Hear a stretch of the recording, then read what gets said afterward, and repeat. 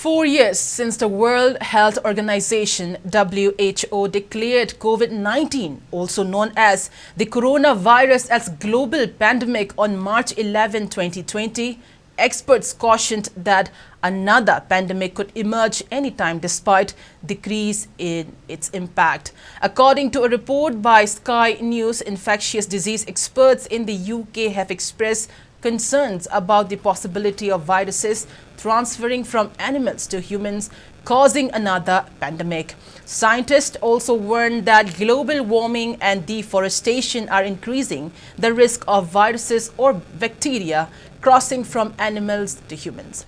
Dr. McDermott explained that by cutting down trees in the Amazon and parts of Africa, animals and insects are moving closer to human habitats, thereby creating a situation that is rife for outbreaks.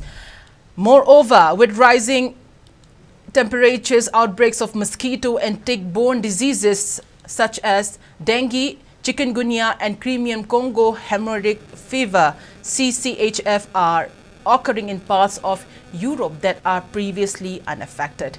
COVID-19 has often been referred to as once-in-a-lifetime occurrence, but with over 6 million estimated deaths worldwide, the last similar pandemic emerged 4 decades ago. HIV or AIDS, identified in 1981, has resulted in 36 million deaths globally.